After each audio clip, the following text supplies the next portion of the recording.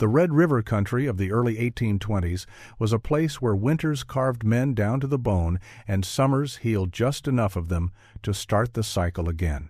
Calder McEwan was born into that world half Scots, half Métis, and entirely unwanted by the civilized corners of the continent. His father, Angus McEwan, trapped for the Hudson's Bay Company when the mood suited him and drifted between posts when it didn't. His mother, Marie-Claude Desmarais, was the daughter of a Cree healer and a French voyageur who had died on the long haul to Athabasca. Calder grew up between two worlds and fully claimed by neither. As a child, he was small, narrow-shouldered, quiet-eyed, carrying the wary posture of one who listened far more than he spoke. Other boys at the posts sprinted along the riverbanks or skated on the winter ice. Calder crouched in shadows, studying the shapes of things. He picked up twisted iron scraps near the blacksmith's lean-to, hoarded broken pieces of gunflint, bent nails, discarded springs from traps, and strips of rawhide. When most children hunted frogs with sticks, Calder bent over a driftwood knot with a crooked knife, shaping it grain by grain into the crude outline of a pistol. He had seen real flintlocks slung over the voyageurs' backs as they strode into the posts each spring, men wet to the waist, shirts open, moccasins squelching in the mud. To Calder, their long guns looked like keys to an adult world that kept him outside its locked door. He mimicked their form in wood and tin. By 8 years old, he had already carved a dozen miniature pistols, each a little better balanced than the last, each showing some small advancement. A notch filed for a hammer, a twist of metal wire bent into a trigger guard, a sliver of buffalo bone drilled for a grip plate. His mother encouraged the tinkering. She saw in her son the same intense patience she'd once seen in her Cree grandfather, who spent days shaping a single arrowhead. Calder's father, however, thought the toys foolish. "No pistol ever saved a man as well as his own legs," Angus would mutter, though he ruffled the boy's hair all the same. Calder's life was a braid of two traditions. With his Cree kin, he followed the meat hunt trails, sleeping in hides, listening to stories curled by firelight, stories of Wissahickojak the trickster, of hunting in the old days before the company's greed thinned the herds. At the posts, he learned the rough-edged commerce of fur brigades, the curses of Scottish factors, the laughter of French interpreters, and the language of silver, flint, lead, and pemmican. A boy caught between languages often finds refuge in silence. Calder found it in craft. By 10, he was shaping pistols from antler pieces. The smiths joked about the little gunsmith of the garbage heap, but they didn't miss the way he watched their hands with the unblinking intensity of a hawk tracking a mouse. He saw how the sear engaged the tumbler, how the frizzen needed patience to align, how powder flashes traveled through touch holes. He didn't know the names for most parts, but he understood what they wanted to do. It was violence that hardened his fascination into purpose. One autumn, when the aspens thinned and frost rimed, the hides hung to dry, a group of whiskey traders drifted into the postmen with more ambition than scruples, hauling barrels that promised quick barter and quicker ruin. Calder watched from behind a canoe frame as the traders exchanged words with a visiting group of Blackfeet hunters. The air tightened, voices sharpened. One of the traders accused a Blackfeet warrior of stealing a powder horn. The warrior retorted in clipped Blackfoot phrases Calder barely understood. Angus McEwan stepped between them more out of habit than heroism and tried to calm both sides. Calder remembered the moment the way some men remember the flash before a lightning strike, a sudden jerk, a shove, a glint of metal at a waistline. Then the gunshot tore the air apart.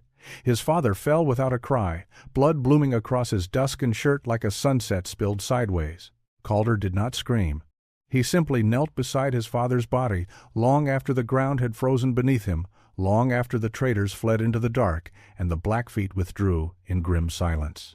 In the days that followed, when his Cree relatives wrapped the body in hides and the priest muttered Latin over the grave, the boy stared at his carved pistols and felt something click into place, something sharp, cold, and resolute.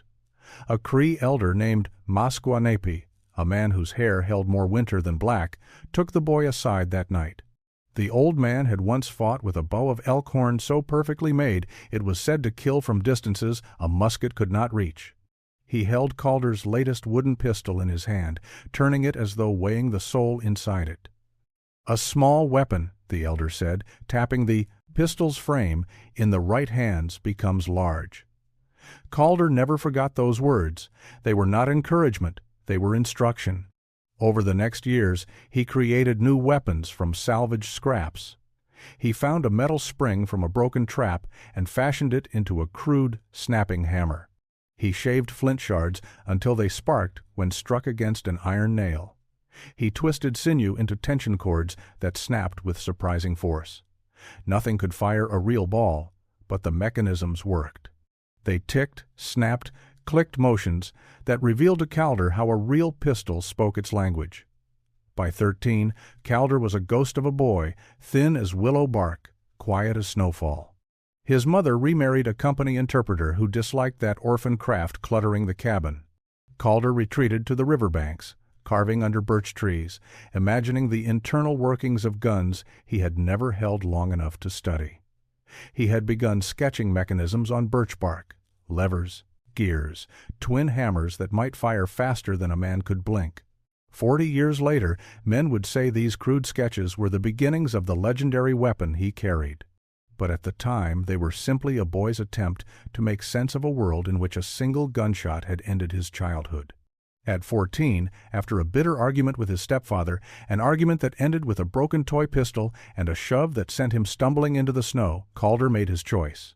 He stole a small bundle of dried meat, tucked his best driftwood pistol into his sash, and left the Red River settlements under a moon so thin it looked like a knife turned sideways.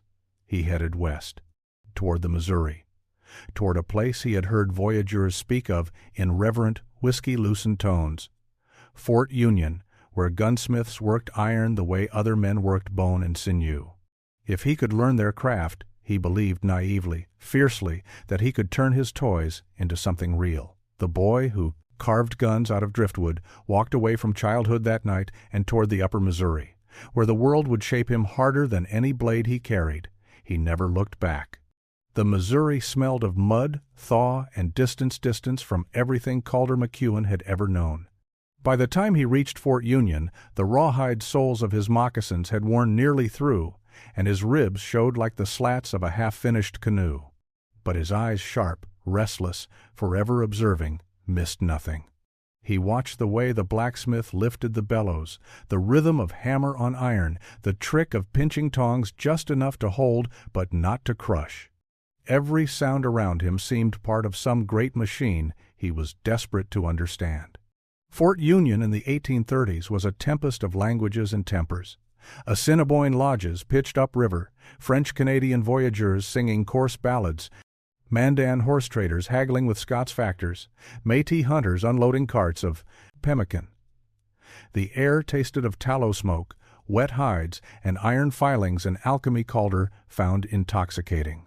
He arrived half frozen and half starved, but when Larpenteur's clerk asked his name and purpose, Calder answered with the steady voice of someone much older. "I want work, gunsmithing work." That earned him laughter, but not dismissal.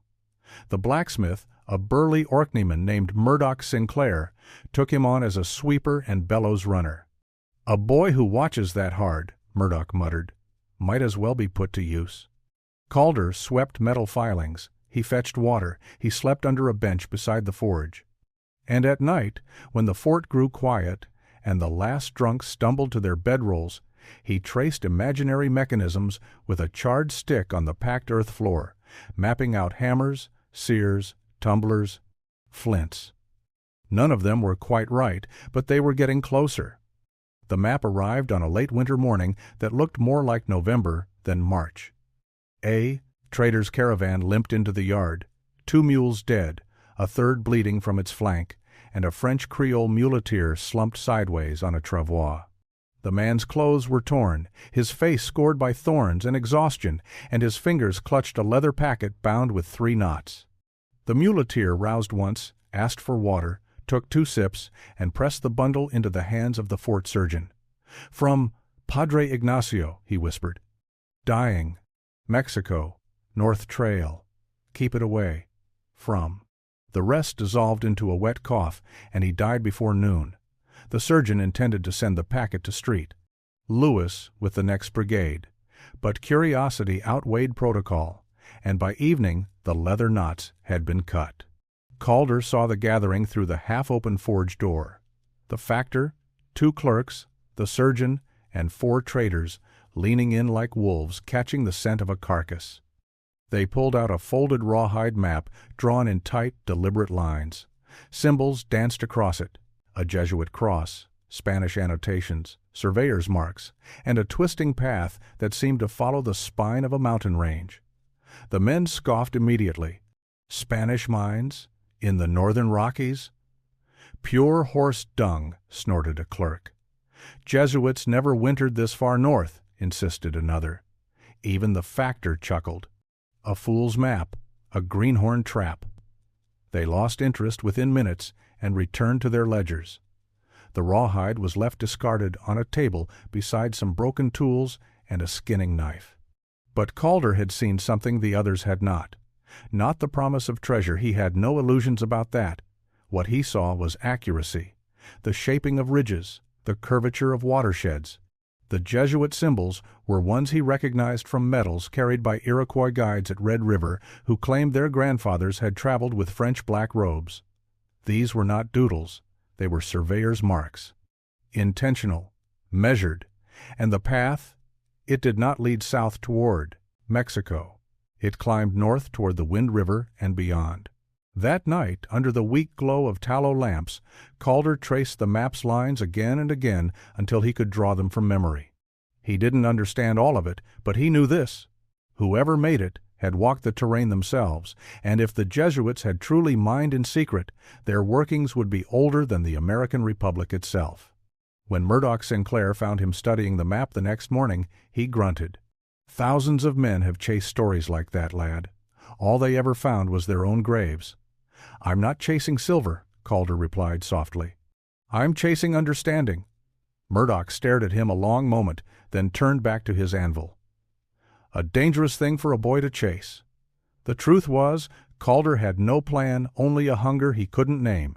But hunger has a way of shaping destiny, and destiny had sharp edges at Fort Union.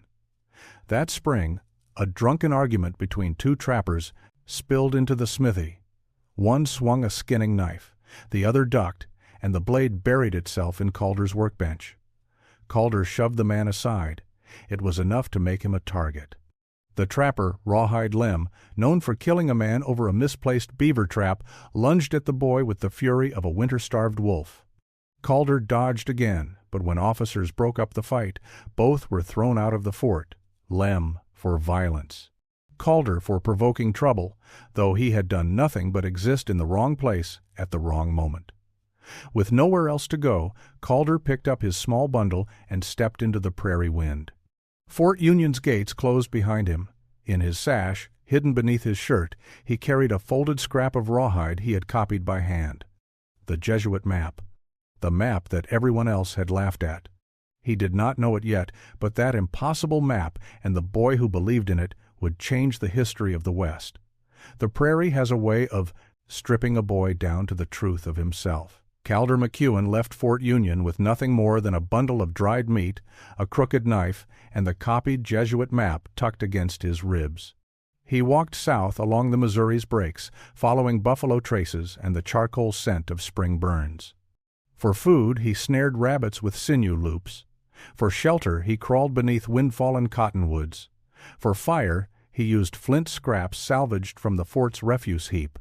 He might have starved or frozen during one of those late snows that fall like a last warning, but fate, as it often does on the frontier, put him in the path of rough men on rougher errands. 3 days south of the Yellowstone, Calder crossed trails with a pair of free trappers hauling beaver plues in a rawhide bullboat. They called themselves Dutch Stroud and Rawhide Lem, though the latter spat his name with displeasure when he realized Calder remembered him from the smithy brawl. Lem wanted to settle old anger with a knife, but Dutch, older and only half sober, waved him off.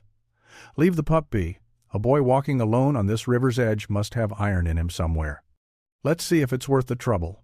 Dutch threw Calder a strip of dried elk, and when the boy accepted without flinching, the men exchanged glances. "You runnin' from something?" Dutch asked. "Running toward something," Calder replied. It was an answer that impressed them more than honesty ever could. For the next 6 months, Calder drifted with the pair through the Powder River breaks, learning what it meant to be a free trapper, not the heroic version recited at rendezvous, but the real version. Blistered hands, frozen moccasins, hunger gnawing at the belly, and danger that slid out of willow thickets on 4 legs or 2. Rawhide Lem softened toward the boy only in small degrees. He admired Calder's knife skills, how he could shave green willow for trap stakes, or carve a figure 4 trigger smoother than a man twice his age. But what caught Lem's interest, dark, creased, predatory, was the strange little wooden pistol Calder kept in his sash. Lem mocked it at first, then grew silent when he saw the boy disassemble and reassemble it with the precision of a smith.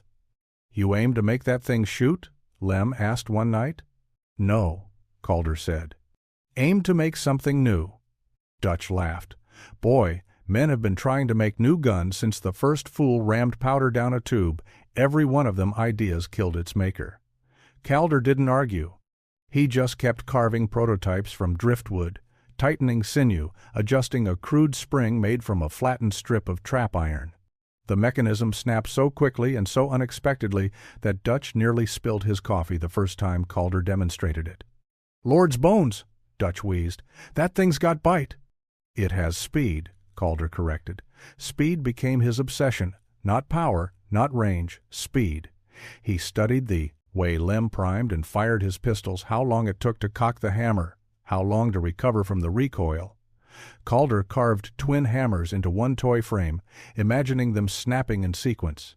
He filed grooves in antler to test friction. He used buffalo sinew to mimic torsion.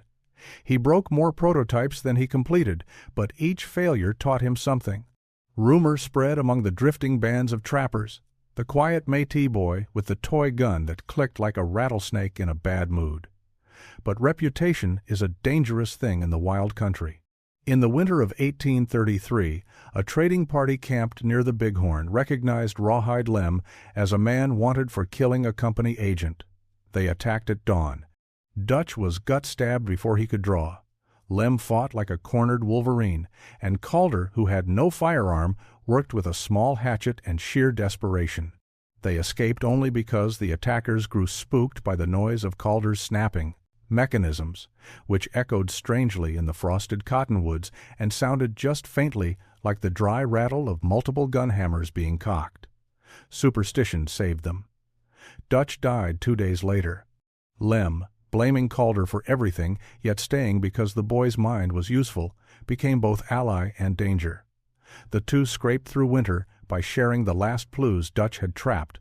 By early spring, Calder had grown older in ways no calendar could measure. He hunted alone, spoke little, and avoided forts where company men might remember his face. In the territory of the Crow, everything changed. A Crow hunting band found Calder half-starved near a rock outcrop where he'd tried to butcher an elk. Instead of killing him, which was the fate of many white drifters caught trespassing, they noticed his weapons, or rather his lack of them.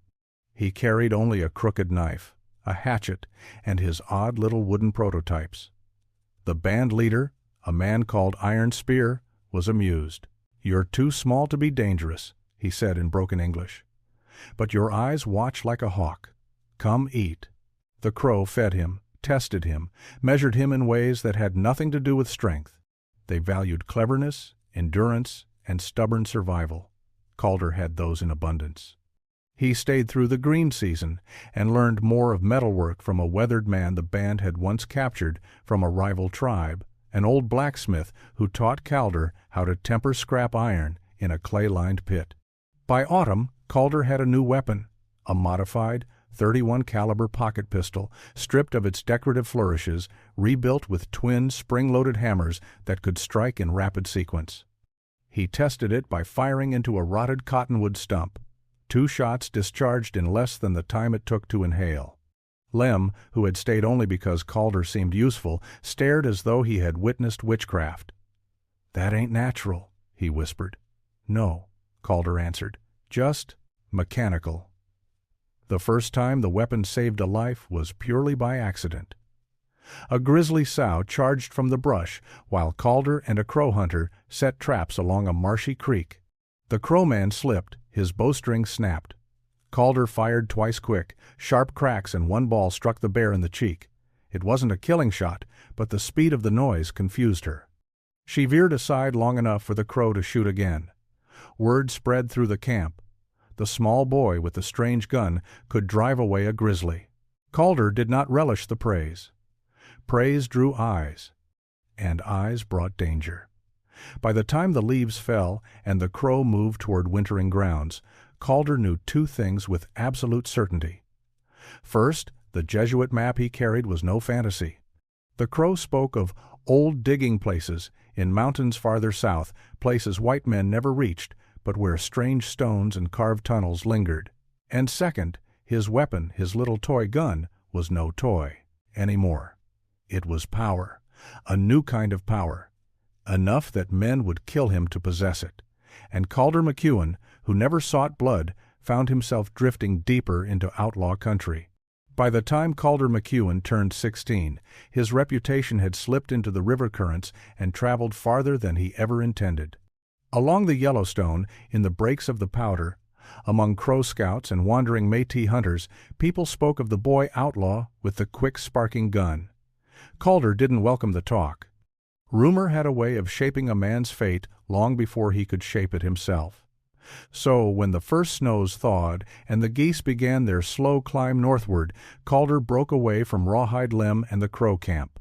He had a direction now, clearer than any compass. The Jesuit map his secret, his burden pointed south and west. Toward the lands Jedediah Smith once crossed. Calder had never met Smith, few still alive had, but the man's legend traveled as faithfully as the Missouri's currents.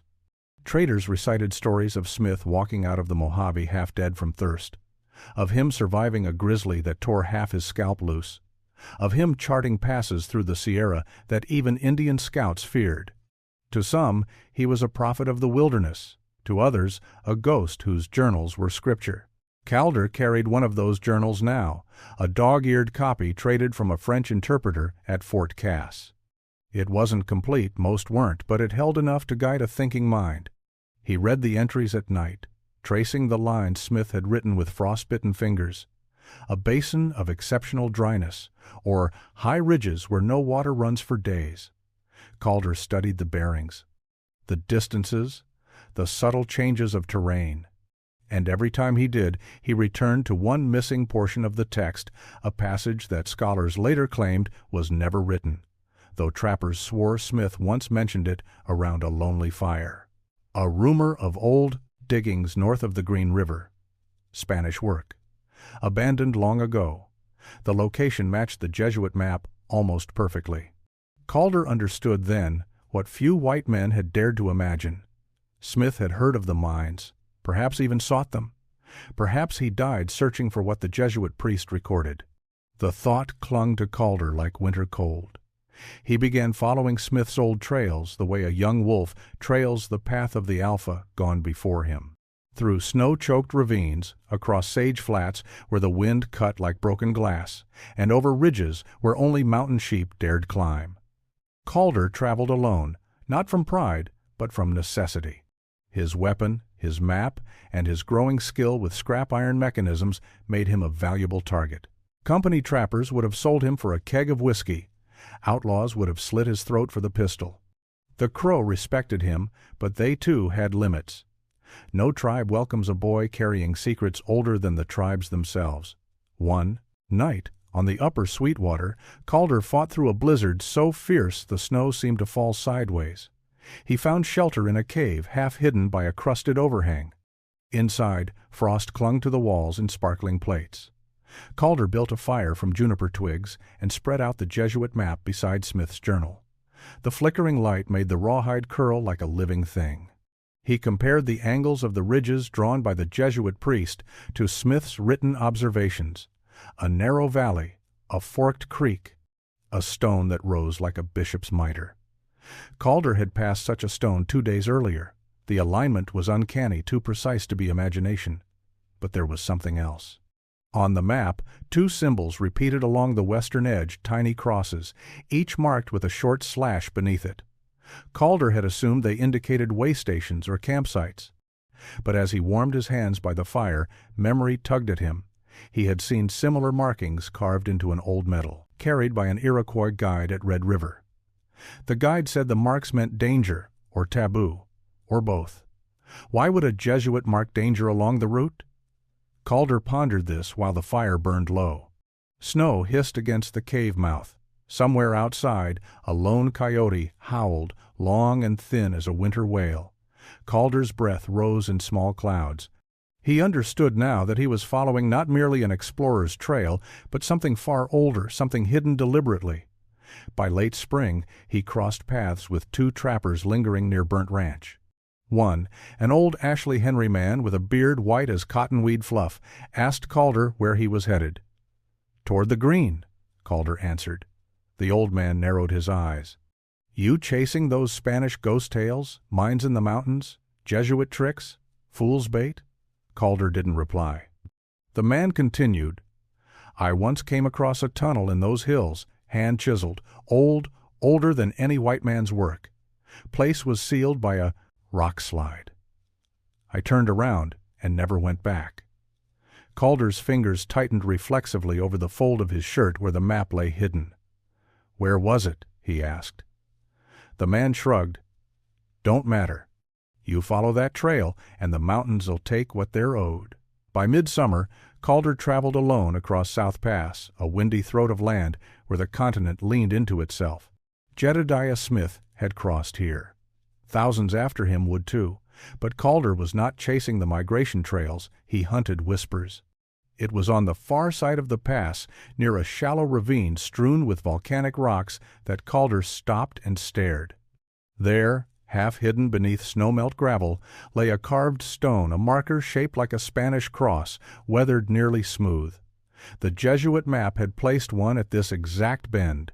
He knelt, running his fingers over the stone as though touching scripture. The world shifted then, not physically, but in the way a man feels when a rumor becomes a fact. The map was real. The Jesuits had been here, and whatever they sought or feared lay farther south. Calder packed his gear slowly, deliberately, with the solemnity of a man committing to a path he knows will change him. The shadow of Jedediah Smith stretched long across the mountains that day, and Calder walked willingly into it. He did not know that once he stepped beyond the ridge, there would be no turning back. The Sierra Madre did not welcome strangers. The mountains rose in broken teeth and ash-colored ridges, capped in snow even in midsummer.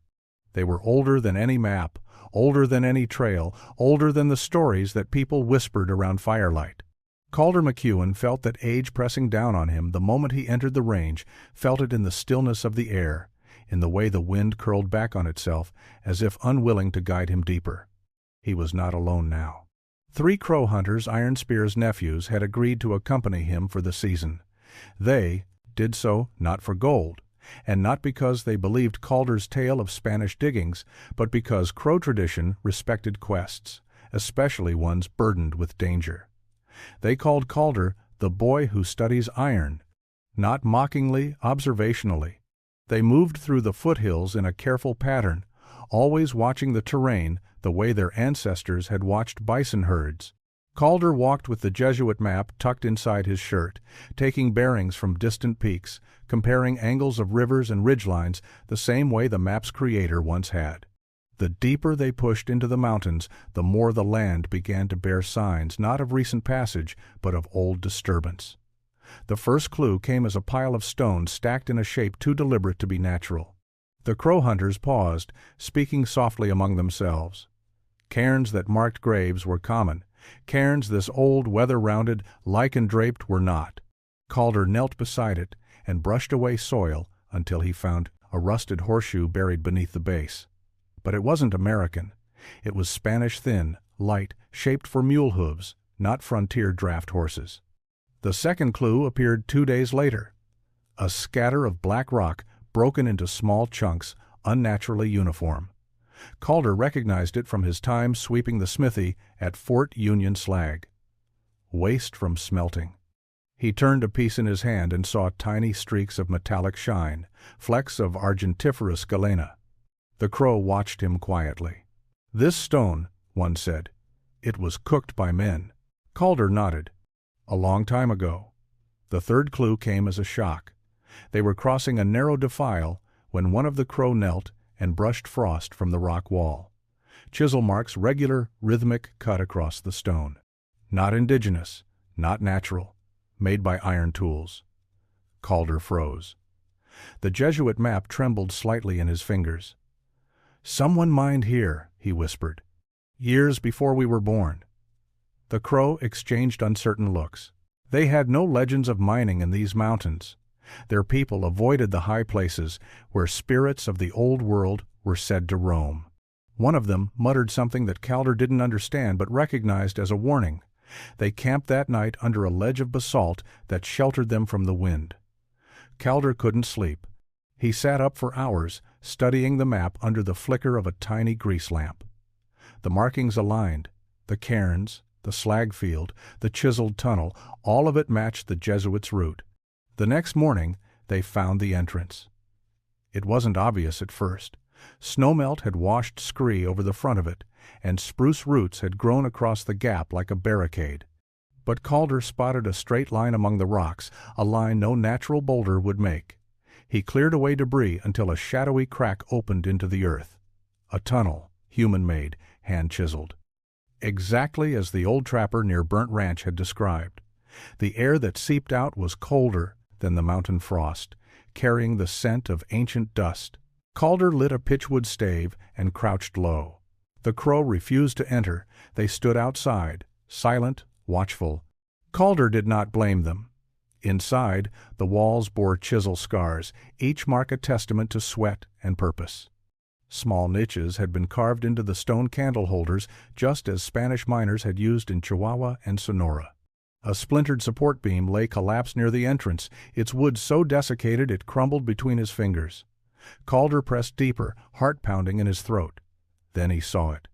A glint of metal protruding from a drift of rubble. He knelt and brushed dust from it until it gleamed faintly, a fragment of a hammered silver ingot, stamped with a crude cross. It was proof, not a rumor, not a trapper's tall tale. Proof the Jesuits had mined here. Calder slipped the ingot into his pouch and stood. As he did, a deep groaning sound echoed through the tunnel stone, shifting under its own age. He backed away, unsure whether the sound was natural or warning. Outside, the crow hunters whispered urgently. They pointed to the ridge above. 5 figures stood silhouetted against the sky. Renegades' Plains raiders, not tribal, not company. Men who drifted between borders, who traded furs for whiskey and horses for blood. They had followed the party's tracks into the mountains. And now they watched the tunnel with the hungry eyes of wolves scenting meat. Calder felt his pulse jump. Not because of the raiders themselves, but because of what they might imagine he had found. The silver, the map, his weapon. Any one of those was enough to kill him for. The crow stepped into formation, arrows knocked, but the raiders didn't attack. Not yet. They were waiting for sunset, for advantage, for fear to do their work. Calder swallowed hard. The mountains had secrets buried in their veins, and he had touched one. Now those secrets would demand a price. He checked his pistol, the modified pocket gun with the twin spring hammers. There would be no turning back, not now, not ever. Dusk fell hard in the Sierra Madre, like a stone dropped into a well. The light thinned into a bruised violet that bled across the ridgelines, stretching shadows until they fused with the canyons. Calder McEwan and the 3 crow hunters moved quickly downslope, but the renegades followed just as quickly, always 300 paces behind, never closing, never falling back. Waiting, studying, measuring. Calder knew the type. Men cast out from tribes and companies alike, too violent for the first, too ungovernable for the second. Wolves in human skin. Their leader, a square-shouldered brute with a buffalo horn charm tied into his hair, watched Calder with the hunger of a man who believed the mountain itself owed him something. Riches, power. A weapon, The mine. The Crow called the renegades bad spirits walking on two legs. Calder agreed. They moved through the timber at a steady trot, until the trees thinned and a narrow ravine funneled them into a box canyon, a place where stone rose sheer on three sides and only one crooked trail led out. The Crow halted.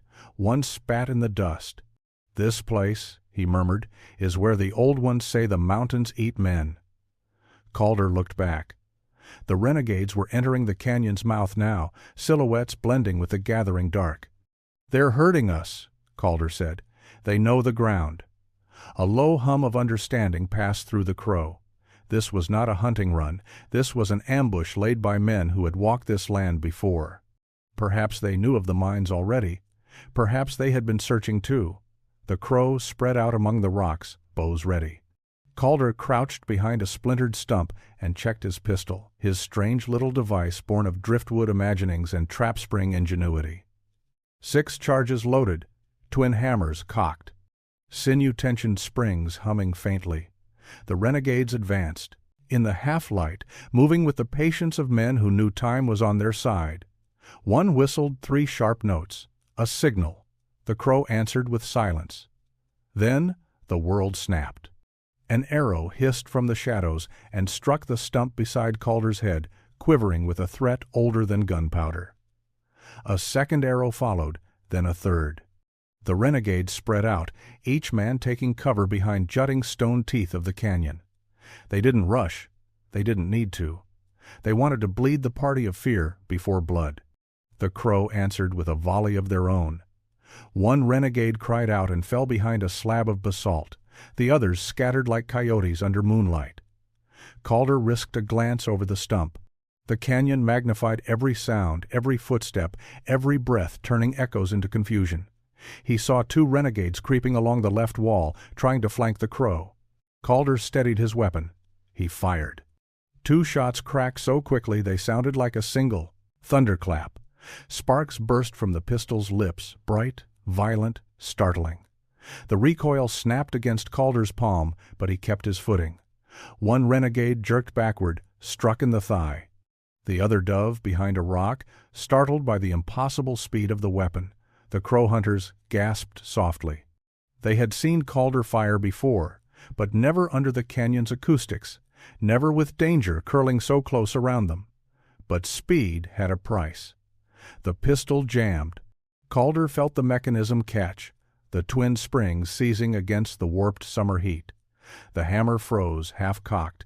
The air left his lungs. His weapon, the one thing that tilted death's balance, was useless. The renegades sensed it instantly. Predators always hear weakness. One of them rushed forward with a guttural shout. The Crow's arrows pinned him down, but 2 others followed, trying to break the line. Calder ducked behind a sandstone boulder and tore the pistol open with frantic precision. Springs rattled. A fragment of iron dropped into the dust. Rawhide Lem would have cursed. Dutch Stroud would have panicked. But Calder was a boy taught by loss, taught by Masquinape's words. A small weapon in the right hands becomes large. He breathed once, then another. He stripped the pistol to pieces in less than 3 seconds, muscle memory, instinct, desperation. He replaced a cracked torsion spring with a twist of deer sinew. He wedged a sliver of Spanish stirrup iron, scavenged from the mine entrance, into the hammer's groove. He used a scrap of rawhide to reduce friction against the sear. Crude repairs, but fast. Effective. He reassembled the weapon by feel alone, hands lit only by the dying twilight. A renegade leapt over the rock above him. Calder rolled aside as a hatchet blade struck stone where his neck had been. He fired blindly upward. The twin hammers snapped once, then twice. The renegade sprawled backward, tumbling down the slope. Silence jolted the canyon, then brief, breathless, taut. The renegades melted back into the rocks, no longer certain what sort of magic or deviltry the boy wielded. Fear finally cracked their confidence. The Crow pressed the advantage. 2 charged up the slope, shouting in their own tongue, their war cries bouncing between canyon walls. The renegades, shaken and bleeding, fled the way they had come. And just like that, the siege ended. Calder collapsed beside the stump, the pistol resting against his knee like a living thing exhausted from its own survival. The Crow gathered around him, breathing hard, but not touching. They looked at him differently now, not as a boy wandering toward trouble, but as someone the mountains themselves had chosen for some strange task. One Crow warrior touched the tunnel's silver ingot in Calder's pouch and whispered, "The old spirits watch you." Calder didn't answer. He stared at his pistol, the weapon that shouldn't exist, the weapon that had saved them and nearly killed them in equal measure. He realized something then. The map he carried was not the only dangerous thing in these mountains. His creation was dangerous too. Dangerous enough that every outlaw, company man, and renegade this side of the Wind River would hunt him for it. And the mountains, ancient, silent, unfeeling, had merely begun to test him. Dawn came to the Sierra Madre with a hush, as if the mountains themselves were waiting to see whether Calder McEwan would rise with the light or be claimed by the night. The box canyon lay quiet now, its shadows emptied of danger, its rocks stained with the memory of battle. The Crow hunters moved among the boulders, gathering arrows, murmuring thanks to the spirits for their survival. Calder sat alone, knees drawn up, the pistol across his lap. He did not clean it, did not polish it, did not touch the mechanism at all. The weapon felt heavier than ever before. Not in weight, its pocket-sized frame was light as a bird, but in consequence. The twin-hammer device had saved them, yes, but it had also drawn trouble to him like blood draws wolves. The renegades hadn't come for pelts or horses. They came because they had glimpsed the same thing Calder now feared, power in its smallest form. Iron Spear's nephew, Tall Elk, crouched beside him. "You fought well," he said. "But your iron sings too loud. Men hear it." Calder nodded. "That's what I'm afraid of." The Crow hunters exchanged glances. These mountains had taught them long ago that some discoveries were too valuable to speak of, too dangerous to claim, too powerful to carry home. Calder understood their silence. In a way, he had learned the same lesson through toys carved from driftwood, through a life shaped by violence he never asked for. They buried the renegade bodies beneath cairns of loose stone. Not out of respect, renegades earned none but to keep scavengers from tracking the scent and circling camp. The canyon still smelled of powder and fear. Calder could feel its weight closing behind him like a door. Before leaving, he returned to the entrance of the old Jesuit tunnel. Snowmelt dripped steadily from spruce roots above it. The half-collapsed beam sagged like an old man's spine. Calder knelt and placed his hand on the cold rock. A young man might have thought of riches, silver enough to buy a dozen gunsmith shops, wealth enough to buy passage to any city on the map, a fortune that could make him more than an outlaw, more than a drifter, more than a boy who carved dreams into driftwood. But Calder wasn't a young man anymore, not in the ways that mattered. The mountains had aged him faster than the seasons. He stood slowly. "We need to seal it," he said. The Crow nodded without surprise. "Wisdom recognizes wisdom." They gathered stones, pried loose slabs of basalt, packed the entrance with scree and hardened earth.